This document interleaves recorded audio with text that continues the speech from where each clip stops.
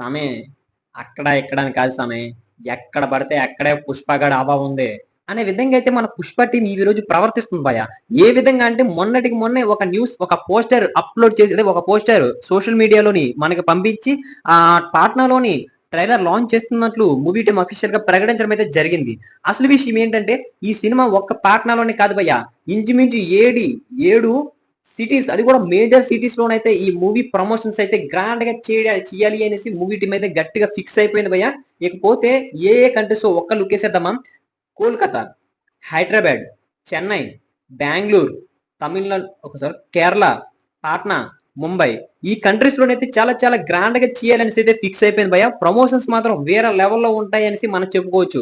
ఇకపోతే 'Pushpa' movie team December 5వ తారీఖున మూవీని రిలీజ్ చేస్తున్నట్లు అఫీషియల్ గా అయితే ప్రకటించడం జరిగింది. కాకపోతే ఇందులో కొద్దిగా నెగటివిటీ ఉంది భయ్య. అంటే ఇంకా ఇందులో కొద్దిగా అసంతృప్తికరమైన న్యూస్ అయితే ఉంది. అది ఏంటి అంటే దేవిశ్రీ ప్రసాద్ గారిని పక్కన పెట్టి మన తమన్ గారిని తీసుకున్నారు. ఆ న్యూస్ ఎంతవరకో ఇప్పటి వరకు కూడా క్లారిటీ రాలేదు భయ్య. కాకపోతే ఈ న్యూస్ ఎందుకు వచ్చింది అంటే నేను చెప్పడానికే ప్రయత్నిస్తాను చూడండి. ఇది జస్ట్ ఒక ప్రమోషన్ కోసం మాత్రమే చేస్తున్నట్లు నాకైతే అనిపించింది భయ్య.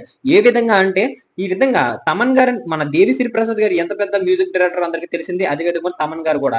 కాకపోతే ఒక్కసారిగా సినిమా డేట్ దగ్గరకొచ్చింది. ఇప్పుడే ఈ విధంగా మార్చేస్తున్నాం అంటే ఖచ్చితంగా మూవీ మీద భారీ ఎక్స్‌పెక్టేషన్స్ అయితే ఉంటాయి. ఎందుకంటే నెల రోజులు ఉందనగా ఒక మ్యూజిక్ డైరెక్టర్ మార్చేస్తున్నారు అంటే ఆ మూవీలు ఏ విధంగా ఈ నెల రోజులు ఏ విధంగా మ్యూజిక్ అందించారు అనే విధంగా అయితే ఎక్స్‌పెక్టేషన్స్ అమాంతం పెరుగుతాయి. మరి దీని మీద ఈ విధంగా కూడా మూవీని ప్రమోట్ చేసుకుంటున్నారు అనే విధంగా మనం చెప్పుకోవచ్చు. ఆ తర్వాత ఏంటి అంటే ఐటెమ్ సాంగ్ భయ్య. ఐటెమ్ సాంగ్ కంప్లీట్ అయిపోయిందంట. కాకపోతే అవుట్‌పుట్ ఇంకా రాలేదు. అవుట్‌పుట్ గురించి చాలా ప్రయత్నిస్తున్నారంట. ఖచ్చితంగా సరే త్వరలోనే అవుట్‌పుట్ కూడా రావడానికి వచ్చేస్తుంది ఖచ్చితంగాన.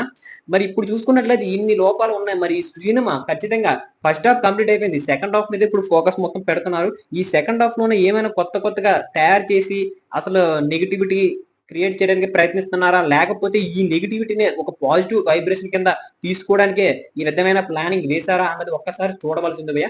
నేనైతే ఈ సినిమా కోసం చాలా చాలా ఈగర్‌లీగా వెయిట్ చేస్తున్నాను. ఎప్పుడు వస్తుందని వెయిట్ చేస్తాను. ఎందుకంటే మీకోసం ఈ రివ్యూ ఖచ్చితంగా ఇచ్చి తీరాలి కాబట్టి, ఈ సినిమా ఎలా ఉంటుందో మీరు కూడా కామెంట్ చేయండి. ఇప్పటికే ఈ సినిమా 1000 కోట్ల ప్రీ రిలీజ్ బిజినెస్‌ని సొంతం చేసుకుంది. మనందరికీ తెలిసిందే కదా! మరి ఈ సినిమా 1200,00,00,000 లాభాన్ని 1200,00,00,000 గ్రాస్‌ని కలెక్ట్ చేస్తేనే అప్పటి వరకు లాభాల బాట పట్టదు భయ్య. ఇంచుమించు అప్పుడు లాభాల బాట పట్టాలంటే 1200,00,00,000 దాటేయాలి. అప్పటి వరకు లాభాల బాట పట్టదు.